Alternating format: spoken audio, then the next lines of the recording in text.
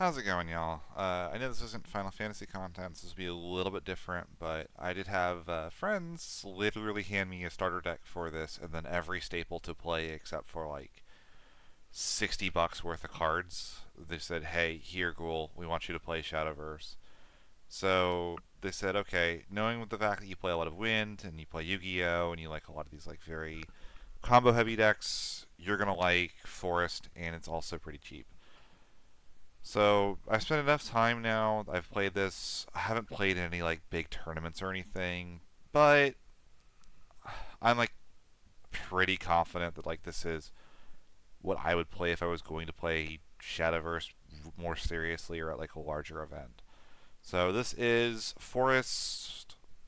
There's not really like because the game is only in set one. I'm not even gonna call it like, oh, it's Roach or Control. It's like, no, there's like 31 card slots that are spoken for, and then about 9 that you get to put whatever the heck you want in.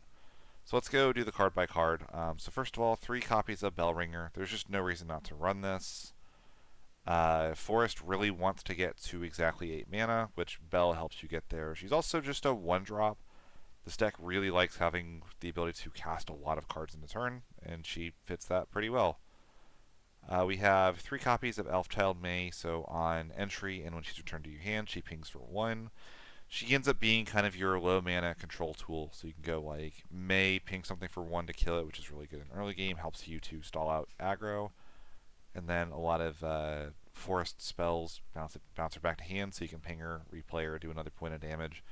Just kind of ends up helping to, again, I am what I call a combo control player in most card games. I like using combo tools in a way that allows me to control the board state and win the game.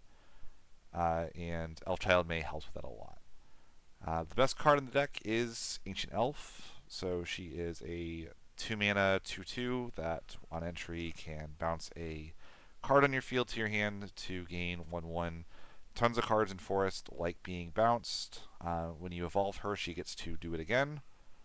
So she's kind of like a 3 mana 5/5, which with ward, which is just massive. She is huge, easily one of the best. Like she's the reason to be playing Forest over any other element, in my opinion.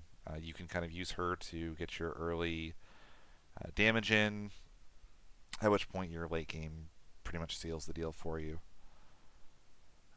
2 copies of Archer. So she's a 1/4. Whenever a character other than herself enters the field, you ping a forward for 1 damage. 1 cost evolve. Once you evolve her, she pings 2 things for 1 damage each. So you combine this with Forest's gimmick of spamming fairies. Helps you kind of control the board state, keep your opponent from being able to run you down with aggro against things like Abysscraft. She just wins the game as soon as she comes down, and she's got a 4 defense. She's actually hard to get off the field for decks like that. 3 copies of Roach. This is one of the best cards in the deck. I think it's a little vulnerable, but it's like you get very big in a hurry, and I love treating it as a removal spell. So unlike most players that play Forest, I actually have 2 Evolve Roaches in my Evolve deck. We'll get there when I get there. But it kind of allows you to treat Roach as a 2 mana removal spell once you've kind of done a bunch of casts for the turn. I really appreciate that in the card, especially considering that I don't expect it to live very long. Like it's not hard for this to be a 5/1, 6/1, or whatever else, but that it will not live another turn if your opponent has anything to say about it once it attacks. And if you attack into something, you have to be able to remove the buffs on the opponent's card. 3 Elven Princess Mage. This allows you to fill your uh, what's it called? Your EX zone with 0 mana 1/1 spells, which is just good.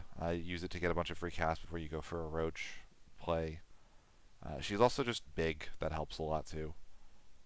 Rose Gardener is removal, but kind of bad removal against anything that's not dragon. So she bounces to hand.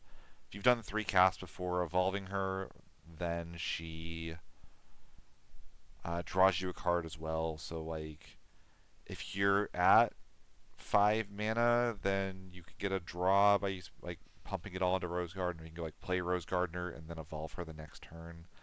Not really a huge fan, and like bounce in this game seems really weak, just the way mana works compared to something like Final Fantasy. So I'm not a huge fan of the card. She's actually where I took the cut slot to get the extra roach in, which is why I'm only running her at 2. 2 copies of Robin Hood. This is just some really clean removal. 5 mana, pings for, I think it's 4 damage on entry. Yeah. And then you can pay 1 and tap them to ping for another 4.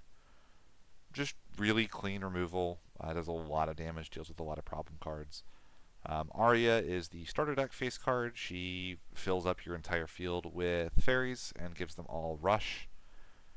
The main game plan for this deck to actually win games is you go Arya, fill all of your EX zone with fairies, and then Rose Queen to turn all those fairies into Thornburst, castle the Thornburst, win the game. As far as the rest of the deck goes, we do have 3 Fairy Circle to try to give us early plays. 3 Nature's Guidance, because it is kind of our draw engine. Bouncing our own cards is good in Forest, and drawing cards is good, especially on a low mana spell. 2 copies of Sylvan Justice. You can swap these for the what's it called? Curse, Woodland Curse, I want to say it is. If you think it'll help you like crash your roach into something safely. I think I've also like run like 1 Sylvan Justice and taken out 1 of the Elven Princess Mages to get the Woodland. It's like Woodland Curse or something like that. But 2 mana, 3 damage to a follower, and then getting a fairy for your troubles is pretty solid. A lot of times that 3 damage is enough to kill stuff like what's her name, the big boss for dragon, and a lot of other things on attack. So it just ends up being kind of good utility, and kind of quick speed removal ends up being pretty nice. 1 copy of Homecoming. I've never resolved the combo 5 on this card, but in my opinion, it's just the 3rd copy of Rose Gardener without having to commit an extra deck slot to her. So, and I actually like it better than Rose Gardener because your opponent doesn't just get the card back to hand. They have to decide that they want to fade a draw to get that card back in hand, which I think is actually like even better. Now the downside is you don't get the body and the damage off of it, but I don't really care that much, to be honest. I really like the idea of putting my opponent in a situation where like if they're trying to ramp in dragon and they put the girl that like ramps you when she dies, having to decide to fade their next draw to recast that just sets them back so far that you're going to be in a good position to win the game.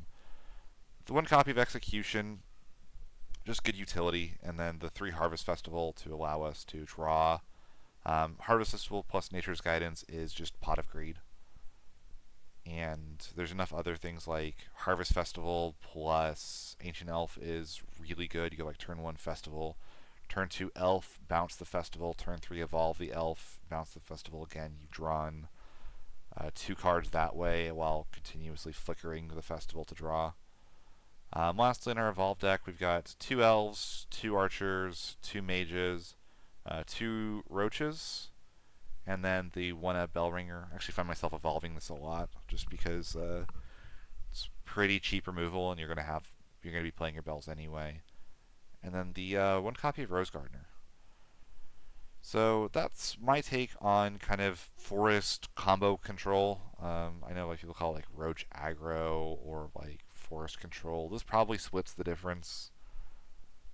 Again, I'm on the 2 Roach in the Evolve deck just because I really value the ability to just evolve every Roach that I go into.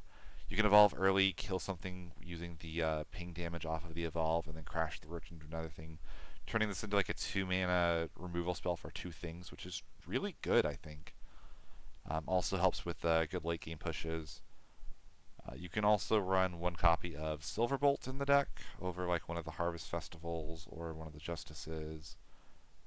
Silverbolt gives you kind of that other late game kill threat, but it's definitely not necessary. And again, like 7 mana is a lot, and it's really bad if you're not getting an early Festival plus guidance to kind of dig through your deck. Maybe over one of the Fairy Circles or something. But yeah, that is my take on Forest. I hope you all enjoyed it. If you guys are interested in more Shadowverse, I probably will do just kind of talk about my thoughts on the game after having played it a fair bit.